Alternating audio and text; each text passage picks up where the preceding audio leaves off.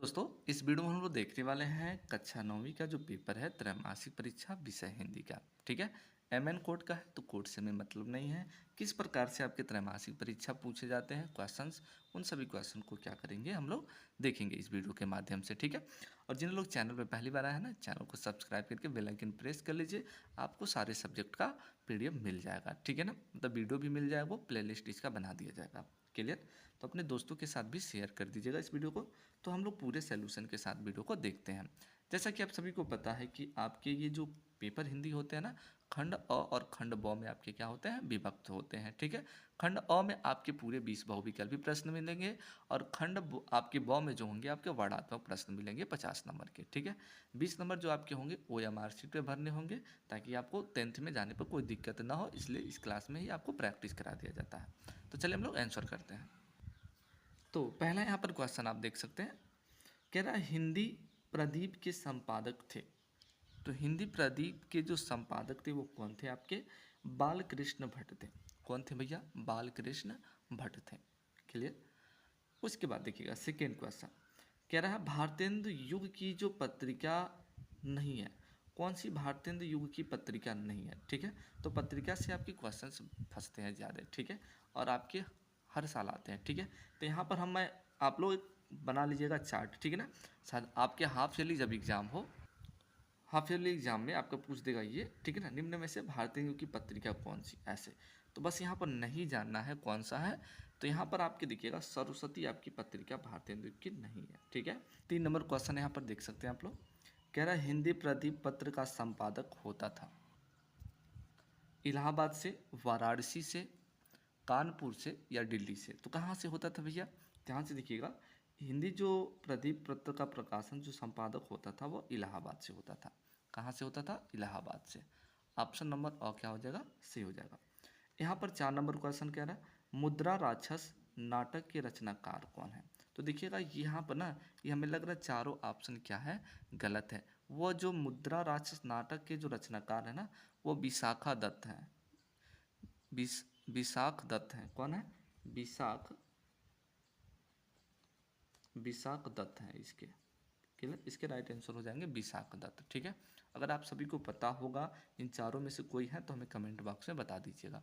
Okay, 5वां जो question है आपके हैं, सच्ची वीरता नामक निबंध के लेखक कौन है। क्लियर? सच्ची वीरता नामक निबंध के लेखक कौन है। तो इसके राइट आंसर जो आपके हो जाएंगे सरदार पूर्ण सिंह। कौन हो जाएंगे, सरदार पूर्ण सिंह। अच्छा, नेक्स्ट क्वेश्चन हम लोग देखते हैं, काशी नगरी प्रचारणी सभा की स्थापना की थी। तो किसने की थी, किसने की थी, ध्यान से देखिएगा। इसके जो राइट आंसर हो जाएगा श्याम सुंदर दास जी ने की थी। क्लियर? अपने दोस्तों के साथ भी वीडियो शेयर कर दीजिएगा ताकि उनको भी पता चल जाएगा। आप लोग 9th क्लास में अभी आए, नई नई चीज़ें जानना, तो किस टाइप से आपके क्वेश्चन पूछे जाते हैं।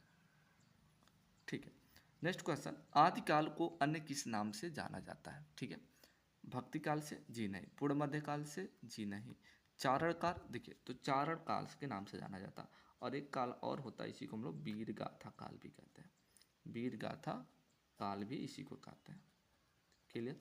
ये भी जानते रहिएगा। करा अल खंड का दूसरा नाम क्या है। 8 नंबर क्वेश्चन है, अल खंड जो आल्हा का जो खंड है, ठीक है, इसका दूसरा नाम क्या है। तो ध्यान से देखिएगा, मतलब ये किसके द्वारा है, इसी को हम लोग कहते हैं परमाल रासो। क्या कहते हैं, परमाल रासो कहते हैं। क्लियर? नेक्स्ट क्वेश्चन आपका है, कह रहा कौन सी रचना वीर गाथात्मक नहीं है, वीर गाथात्मक नहीं है। क्लियर? तो 9 नंबर का जो आपका क्वेश्चन हो जाएगा राइट आंसर, ये विद्यापति पदावली, विद्यापति पदावली। क्लियर? 10 नंबर क्वेश्चन कह रहा है खुमान रासो के रचयिता कौन है। खुमान रासो जो है उसके रचयिता कौन है। तो देखिएगा दलपति विजय। कौन हो जाएंगे इसके राइट आंसर, दलपति विजय। क्लियर? राइट आंसर आपका हो जाएगा।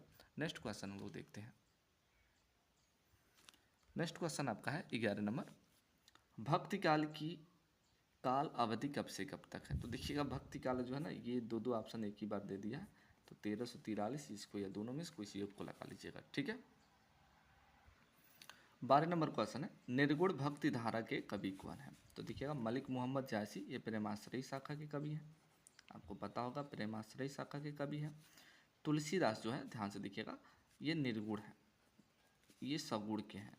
ये आपके सगुण के हैं, ठीक है, सगुण। तो ये आपके तुलसीदास जो है निर्गुण काव्य भक्ति धारा के कवि हैं। क्लियर। अच्छा, 13 नंबर क्वेश्चन देख रहे हैं, कौन सा कवि ज्ञानाश्रयी शाखा से संबंधित नहीं है? ज्ञानाश्रयी शाखा से संबंधित आपके कौन नहीं है, इसको बताना है आपको, ठीक है। तो देखिएगा, कबीर जो है ज्ञानाश्रयी है, नानक भी हैं आपके, रैदास भी हैं, ठीक है। लेकिन कुतुबन और जासी ये किसके कारण के हैं? प्रेमाश्रयी शाखा के लोग हैं, ठीक है। तो ऑप्शन नंबर डी वाला क्या हो जाएगा? द वाला सही हो जाएगा। क्लियर। अच्छा, 14 नंबर हम लोग क्वेश्चन देखते हैं। कह रहा है कौन सा ग्रंथ भक्ति काल का है? भक्ति काल का ग्रंथ जो ये देखिएगा आदिकाल का है। ये आपका जो पृथ्वीराज दासो है ये आदिकाल का है, ठीक है। ये भी लिखते चलिएगा आप लोग, नहीं अगर पता है तो। क्लियर। कामायनी जो है ये विजय शंकर प्रसाद की रचना है। साकेत जो है ये भी जयशंकर। विनय पत्रिका, ध्यान से देखिएगा, विनय पत्रिका आपका जो है ये भक्ति काल का है, ठीक है, तुलसीदास जी का है शायद, ठीक है ना, आप लोग को पता होगा। क्लियर। नेक्स्ट क्वेश्चन हम लोग देखते हैं 15 नंबर। कह रहा अष्टछाप के कवियों का संबंध भक्ति काल की किस शाखा से है? ठीक है, 15 नंबर जो क्वेश्चन है इसका देखते हैं। इसका जो राइट आंसर जो हो जाएगा ना, कृष्ण भक्ति शाखा से है। किससे है? कृष्ण भक्ति शाखा से है। 16 नंबर क्वेश्चन कह रहा भक्ति काल की प्रेमाश्रयी शाखा के कवि कौन है? तो इसका जो राइट आंसर आपका हो जाएगा 100 हो जाएगा, मंझन। कौन हो जाएंगे? मंझन। अब मंझन किसकी रचना है ये भी आपको कमेंट बॉक्स में बताइएगा। क्लियर। अच्छा, नेक्स्ट क्वेश्चन आपका है 17 नंबर। निम्नलिखित में से भक्ति काल के कवि कौन है? इसमें से भक्ति काल के कवि कौन है आपको बताना है, ठीक है। तो कौन है? पार्वती मंगल है। कौन सा है? कवि पार्वती मंगल। तो पार्वती मंगल किसकी रचना है ये भी तो जान लेना है ना आपको, तुलसीदास जी का। किसकी है भैया? तुलसीदास का, ये पता होना चाहिए, ठीक है। साकेत, कमानी, ये जयशंकर पर, पृथ्वीराज रासो, ठीक है ना, ये सब देख लीजिएगा। 18 नंबर क्वेश्चन है, वीर गाथा काल की विशेषता क्या है? वीर गाथा काल की विशेषता क्या है? तो युद्धों का सजीव चित्रण किया गया है, ठीक है। अच्छा, 19 नंबर क्वेश्चन है, राम भक्ति शाखा किस काव्य धारा से संबंधित है? तो आप मार दीजिएगा अ व बी दोनों मार दीजिएगा, ठीक है, या निर्गुण या सगुण ये आपको बताएंगे, ठीक है।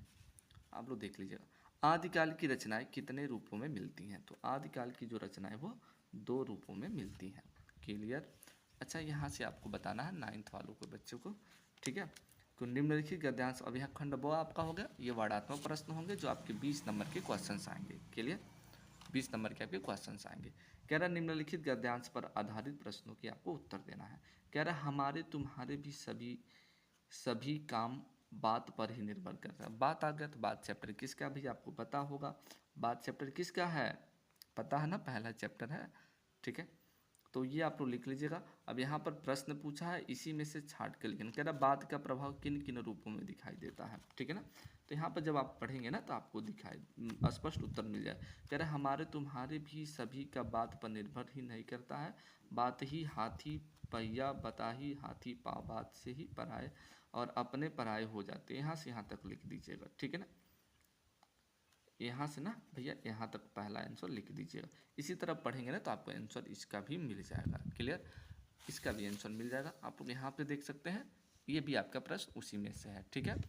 क्लियर। अच्छा, वो नहीं आएगा ना तो बाबू ये आप लोग कर सकते हैं, ये वाला। क्लियर। धन्य है हो हे अगम अगोचर अलग अपार देव, तुम ही मेरी चिंता करो, ठीक है ना। किस चैप्टर का है ये आपको बताना है, ठीक है। गुरु नानक वाला है, ठीक है, देख लीजिएगा। और ये प्रश्न सारा ना इसी में से आंसर देना है, कहीं और से नहीं देना। तो या तो इसको कर लेना या तो बगल वाला कर लेना है। क्लियर। यहाँ पर ध्यान से देखिएगा, निम्नलिखित पद्यांशों पर आधारित प्रश्नों के उत्तर दीजिएगा, ठीक है। तो यहाँ पर क्या रहा है, ज्ञान प्रकाश से गुरु मिले सो जीनी। अब ध्यान से देखिएगा, तो ये किस चैप्टर का है आपको बताना है। और कह रहा प्रस्तुत साखी, साखी चैप्टर है ना आपका, साखी चैप्टर है ना, उसी चैप्टर का है। तो प्रस्तुत साखी में क्या कहा गया है वही बताना है कि प्रस्तुत साखी का भावार्थ क्या है। इसी में पढ़ेंगे ना, जब इसका अर्थ निकालेंगे तो निकल जाएगा। उपयुक्त तो साखी में कौन सा रस है, कौन सा रस है, ठीक है, ये भी आपको बताना है। अगर वो नहीं आएगा ना बाबू तो इसको आप लोग कर लीजिएगा, इस वाले को, ठीक है।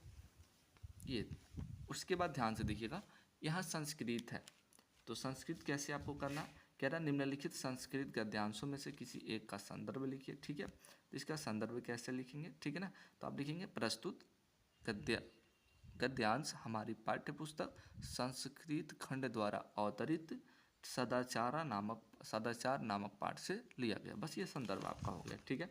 अब इसका हिंदी में क्या करना, अनुवाद क्या देना है, ठीक है। बस इसका आंसर हो जाएगा या तो ये अ वाला कर दीजिएगा या तो ब वाला, दोनों में से किसी एक को करना है। क्लियर।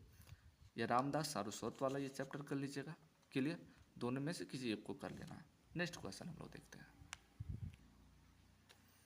देखिए, निम्नलिखित संस्कृत पद्यांशों में से किसी एक का संदर्भ सहित हिंदी में क्या करना है, अनुवाद देना है।